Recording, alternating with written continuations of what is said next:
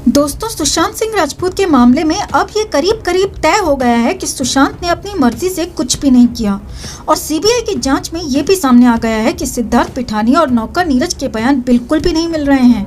यानी कि घर में बहुत बड़ी साजिश हुई थी। दोस्तों, सिद्धार्थ पिठानी तो रिया के इशारे पर काम कर रहा था, लेकिन अब तक ये साफ नहीं हो पाया है कि रिया के पीछे आखिर कौन है वो लोग जिन्होंने इस पूरी साजिश को अंजाम दिया और रिया के पीछे मास्टरमाइंड बनकर खड़े थे।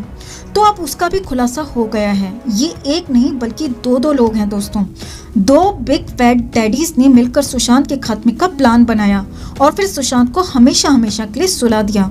सुशांत के बेहद करीब रहने वाले शख्स ने बहुत बड़ा खुलासा किया है दोस्तों, और उन दो लोगों के नाम तक बता दिए हैं। तो आपको बताते हैं सब कुछ।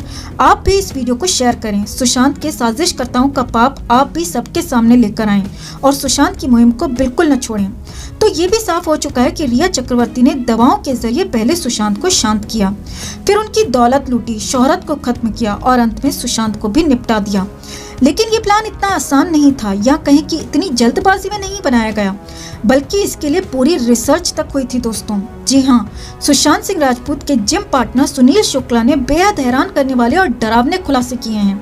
असल में रिया चक्रवर्ती सुशांत की जिंदगी में तब आई जब सुशांत अपने करियर की हाइट पर थे और रिया ने सुशांत के सहारे अपने फिल्मी करियर को आगे बढ़ाने की कोशिश की।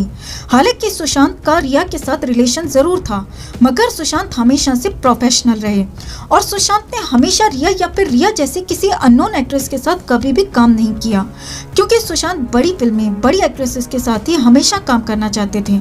और जब सुशांत और रिया का रिश्ता शुरुआती दौर में था, तो तभी रिया को लग गया था कि वो सुशांत के जरिए अपना करियर तो नहीं बना सकती, क्योंकि इन मामलों में सुशांत बेहद प्रोफेशनल थे और सुशांत ने कभी भी, जी हाँ याद रखिए दोस्तों, सुशांत ने रिया के लिए किसी डायरेक्टर से या फिर प्रोड्यूसर से कभी भी कोई सिफारिश नहीं की।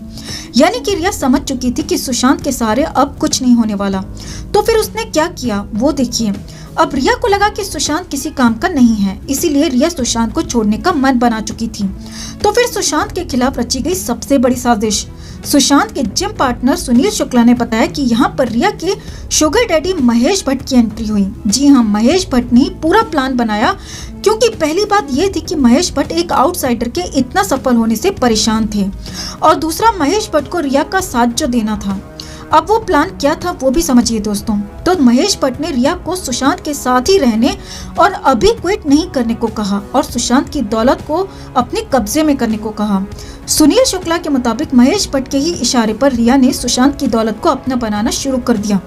पहले कुछ लाख, फिर कुछ करोड़ और बाद में सुशांत के करोड़ों रुपए और प्रॉपर्टी अपने नाम कर दी। महेश भट्ट का अगला प्लान था सुशांत को पागल बनाना।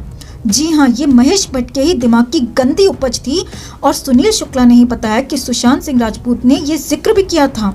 ये तो आपको पता ही होगा कि महेश भट्ट सुशांत को परवीन बॉबी जैसा तक कहने लगे थे, और वो भी अच्छे भले सुशांत को। सुनील शुक्ला ने बताया कि सुशांत के साथ कभी भी कोई भी मेंटली दिक्कत नहीं थी, लेकिन सिर्फ सुशांत को इंडस्ट्री से बाहर करना था, इसीलिए सुशांत को पागल बनाने का प्लान बनाया गया। और इस प्लान में महेश भट्ट ने कई बड़े फिल्मी नामों को भी शामिल कर लिया था। इसी वजह से सुशांत का पुराना घर छुड़वा दिया गया और सुशांत को दवाइयां देना भी शुरू कर दी गईं। अब एक और बड़ा खुलासा देखिए, वो दवाएं आखिर सुशांत के लिए लाता कौन था? तो सुशांत के लिए वो दवाएं लिखने वाला, लाने वाला और देने वाला कोई और नहीं बल्कि रिया के पिता इंद्रजीत चक्रवर्ती थे। जी हाँ दोस्तों, ये बहुत बड़ा खुलासा सुशांत के जिम पार्टनर सुनील शुक्ला ने किया है। दो डैडीज ने मिलकर सुशांत को खत्म कर दिया। पहले थे महेश भट्ट जो कि शुगर डैडी, और दूसरे बायोलॉजिकल डैडी इंद्रजीत चक्रवर्ती। रिया चक्रवर्ती ने अपने पिता को ऐसे प्रोजेक्ट किया था दोस्तों कि जैसे इंद्रजीत चक्रवर्ती कोई डॉक्टर हैं, जबकि खुद इंद्रजीत अपने नाम के आगे इंडियन आर्मी लिखते थे। यानी कहानी यहाँ भी पूरी तरह से फर्जी थी दोस्तों। रिया के पिता ना तो डॉक्टर हैं और ना ही इंडियन आर्मी में, बल्कि कहानियां बनाने के लिए ये सब कुछ फर्जीवाड़ा होता रहा। ये सब कुछ फर्जी नाम इस्तेमाल होते रहे और रिया चक्रवर्ती ने अपने पिता इंद्रजीत चक्रवर्ती की लाकर दी गई दवाएं सुशांत सिंह राजपूत को दी। सुनील शुक्ला के मुताबिक रिया इसीलिए दिसंबर 2019 में सुशांत को अपने घर भी लेकर गई थी और वहां सुशांत करीब 1 महीने तक रहे। यही नहीं, इससे आगे भी हमेशा रिया सुशांत को वही दवाएं देती रही। सुनील शुक्ला ने यहाँ तक कहा कि जब 8 जून को रिया चली गई थी तो फिर सुशांत को वो दवा किसने दी? तो खुद सिद्धार्थ पिठानी कह चुका है कि वो खुद सुशांत को दवाएं देता था। यानी कि पूरी की पूरी कहानी और तस्वीर साफ हो गई। महेश भट्ट ने पूरी साजिश का प्लान बनाया। पहले बॉलीवुड के बड़े फिल्म मेकर्स को सुशांत के खिलाफ तैयार किया और इन फिल्म मेकर्स ने सुशांत को बर्बाद किया। और फिर रिया ने सुशांत की दौलत लूटी और उसके बाद रिया ने अपने फर्जी डॉक्टर बाप को इसमें शामिल किया।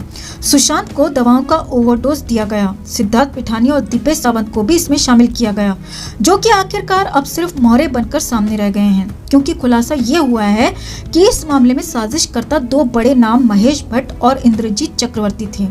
और अंत में 14 जून को इन सब लोगों ने मिलकर सुशांत को खत्म कर दिया दोस्तों। यानी कहानी अब करीब करीब साफ होती जा रही है। इंतजार बस उस दिन का है दोस्तों जब सीबीआई इस पूरे मामले का खुलासा करेगी। तो आप सुशांत के लिए दुआ करें और सुशांत की इस मुहिम को यूं ही आगे बढ़ाते रहें। जस्टिस फॉर सुशांत के लिए इस खबर को लाइक और शेयर करना ना भूलें। हर अपडेट के लिए बने रहें हमारे साथ, क्योंकि आप हैं तो ही हम हैं।